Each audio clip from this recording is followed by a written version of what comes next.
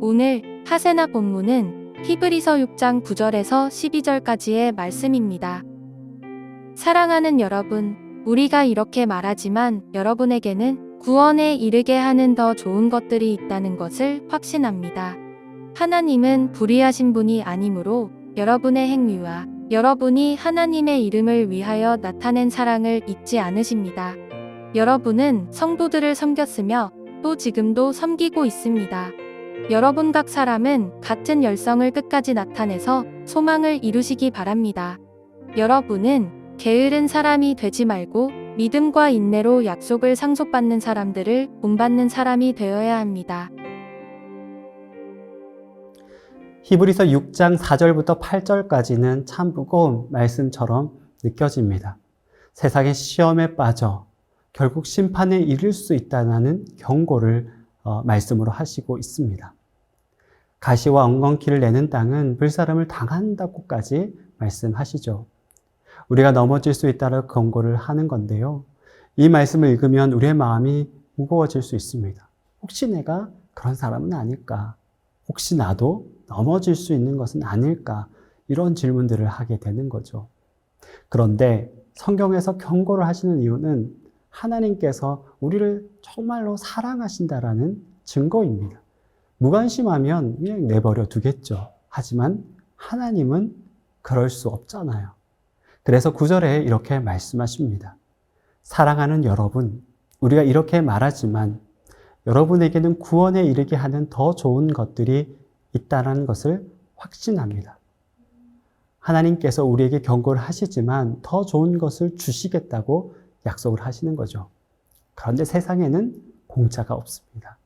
이것은 영적인 세계에도 마찬가지인데요. 물론 우리는 구원을 은혜로 받지만 구원이 완성되기까지는 반드시 훈련이 돼야 합니다. 그래서 11절에 이렇게 말씀합니다. 여러분 각 사람은 같은 열성을 끝까지 나타내서 소망을 이루시기 바랍니다. 여기서 중요한 단어는 열성입니다. 열성은 매일의 삶을 소중하게 살아가는 것을 의미하죠. 그래서 다른 번역으로는 열성을 부지런함으로 번역하기도 합니다. 하나님께서 오늘 하루를 우리에게 주셨기에 결코 허투루 보낼 수 없는 거죠. 내 가정, 내가 만난 사람, 내가 맡은 일, 이 모든 것을 하나님께서 허락하셨다는 사실을 기억하면서요. 감사함으로 성실하게 살아가는 것을 말합니다. 하나님께서 주신 인생을 소중하게 여기는 것이야말로 하나님을 사랑하는 것이고 또 그것이 11절에서 말하는 열성입니다. 그리고 또 기억해야 할 말씀은 12절입니다. 12절에 이렇게 말씀합니다. 여러분은 게으른 사람이 되지 말고 믿음과 인내로 약속을 상속받는 사람들을 본받는 사람이 되어야 합니다. 우리가 기억해야 될 두 번째는 게으른 사람이 되지 말아야 한다라는 것입니다. 여기서 게으름의 의미는 자기 관리를 철저하게 하라는 말이 아니죠. 바쁘게 살아가라는 말도 아닙니다. 우리가 부지런하게 살아가도 얼마든지 영적으로 게으를 수 있습니다. 신앙의 매너리즘으로 빠질 때 우리는 영적으로 게을러지는 것이죠. 우리가 신앙생활을 하다 보면 영적 매너리즘에 빠질 수 있습니다.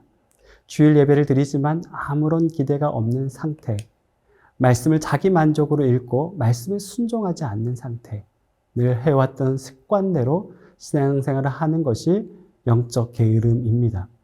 우리는 이 상태에 빠질 수 있기에 그러지 않기 위해서 늘 주의해야 합니다.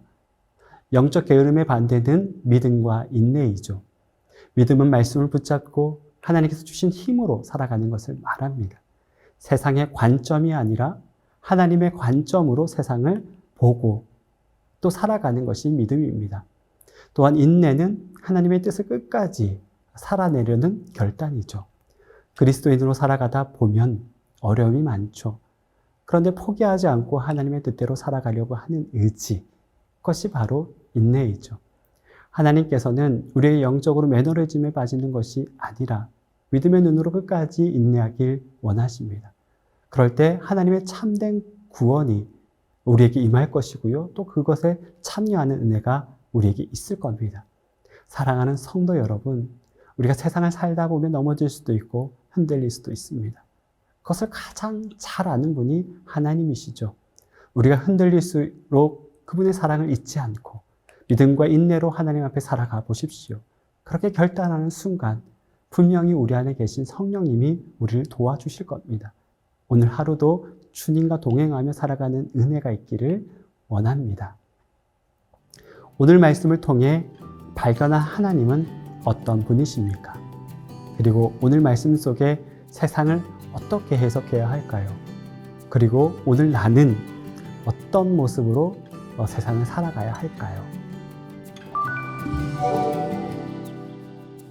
이번 주 하시조는 사에서 드리는 시간의 11조입니다.